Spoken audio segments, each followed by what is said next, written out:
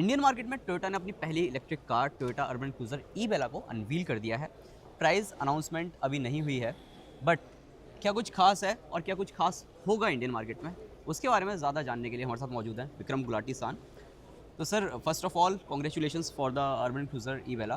और ये जो गाड़ी है इंडियन मार्केट में कब लॉन्च करने वाले हैं आप? आज तो ऑफिशियल लॉन्च था। बुकिंग स्टार्ट है।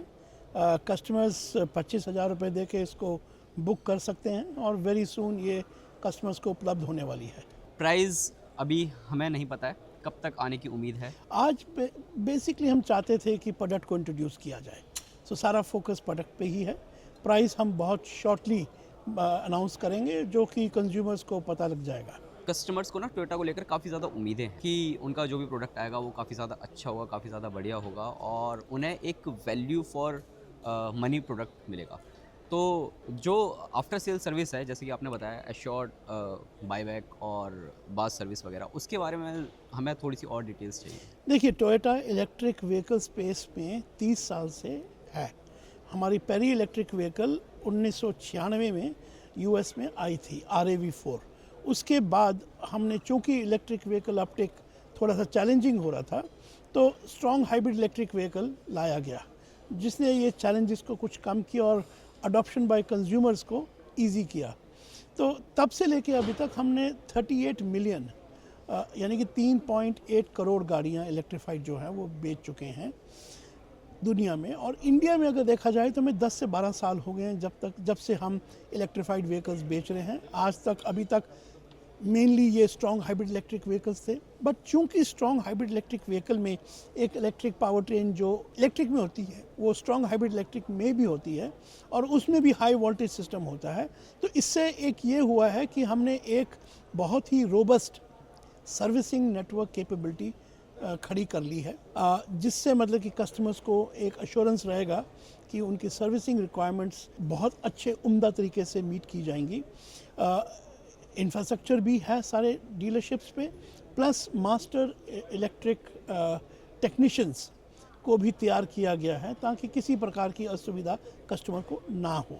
उसके अलावा, जैसे कि आपने कहा कि हम इस गाड़ी पे अश्योर्ड बायबैक ऑफ़र भी दे रहे हैं, plus battery as a service, यानी कि बैटरी को आपने अप फ्रंट कॉस्ट की तरह नहीं खरीदना, आप उसको एज सर्विस खरीद सकते हैं जो कि आपके यूटिलाइजेशन के टाइम पे आप दे सकते हैं। और इसके अलावा अगर देखा जाए तो चार्जिंग एक बड़ा मुद्दा रहता है, उसके लिए होम चार्जिंग हम पूरा दे रहे हैं। हमारे साइड डीलरशिप पे चार्जिंग इंफ्रास्ट्रक्चर रहने वाला है। इसके अलावा हमने चार्ज पॉइंट और जियो बीपी के साथ भी चार्ज जोन और जियो बीपी के साथ भी हमने टाई अप किया है, जो कि एक काफ़ी लार्ज चार्जिंग इंफ्रास्ट्रक्चर हमारे कस्टमर्स को प्रोवाइड करेगा। तो अगर आप देखें तो product reliability point of view, durability point of view, servicing point of view, and also from a point of view of the peace of mind from a charging perspective, ये सारा कुछ हमने एज अ पैकेज इंट्रोड्यूस किया है। Toyota के पास sir already smart hybrid है, strong hybrid है, plug in hybrid है, फिर फ्यूल सेल है, हाइड्रोजन भी है, जो कि इंडिया में ऑब्वियसली बात है भी उतना इंफ्रास्ट्रक्चर है नहीं।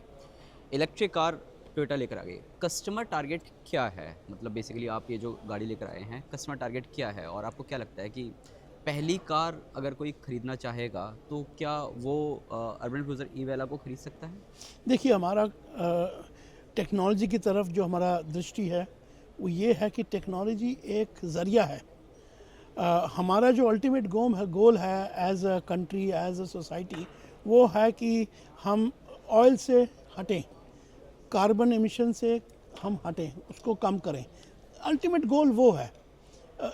There are various numbers of green technologies, electric है, स्ट्रॉन्ग हाइब्रिड है, हाइड्रोजन जैसे आपने कहा, प्लग इन इलेक्ट्रिक है, इथेनॉल है, इथेनॉल की चलने वाली गाड़ियां हैं, CBG पे चलने वाली गाड़ियाँ, CNG जो CBG सिमिलर चीज़ होती है उस पर चलने वाली गाड़ियाँ हैं। तो जो ऑप्शंस अवेलेबल हैं वो काफ़ी हैं। तो हमारा नज़रिया ये है कि कस्टमर को हम एटलीस्ट हर कस्टमर की जो एक ग्रीन मोबिलिटी की ऑप्शन है वो प्रोवाइड कर सकें। अब ई बेला से अब एक ऑप्शन आई है ताकि हम उन कस्टमर्स को भी कैटर कर सकते हैं जो एक इलेक्ट्रिक व्हीकल चाहते हैं।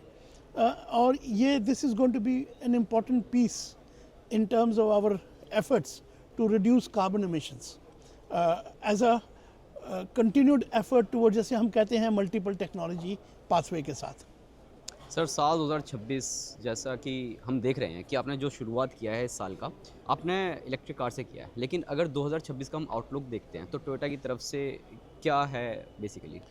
हमारा सस्टेन्ड अप्रोच रहेगा कि हम कस्टमर्स को ज़्यादा से ज़्यादा sustainable mobility, green mobility option देते रहें, चाहे वो कोई सी भी टेक्नोलॉजी हो, ताकि कंज्यूमर्स एक बेटर चॉइस कर सके, ले सके, बना सके। तो आवर आउटलुक यही है कि कस्टमर हमारे लिए हमेशा सेंट्रल रहा है, and our continued effort is only to make sure that we can satisfy the consumer to the maximum.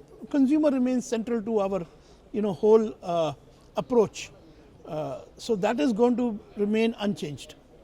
पहली कार तो आपकी इलेक्ट्रिक कार है टोयोटा की तरफ से, जो कि साल 2026 की है।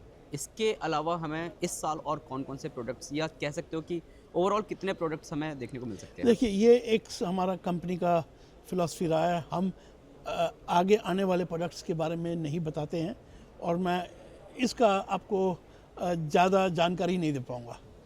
Thank you sir, thank you so Thank you. Much. इसके अलावा भी आपने जितने भी सवालों के जवाब दिए काफ़ी अच्छे खासे दिए, और अगर आपके मन में भी कुछ सवाल हैं और आप जानना चाहते हैं फ्रॉम टोयोटा, तो आप हमें नीचे कमेंट सेक्शन में पूछ सकते हैं। हम आशा करेंगे कि गुलाटी सान हमसे फिर से जुड़े और आपके उन सभी सवालों का जवाब दें।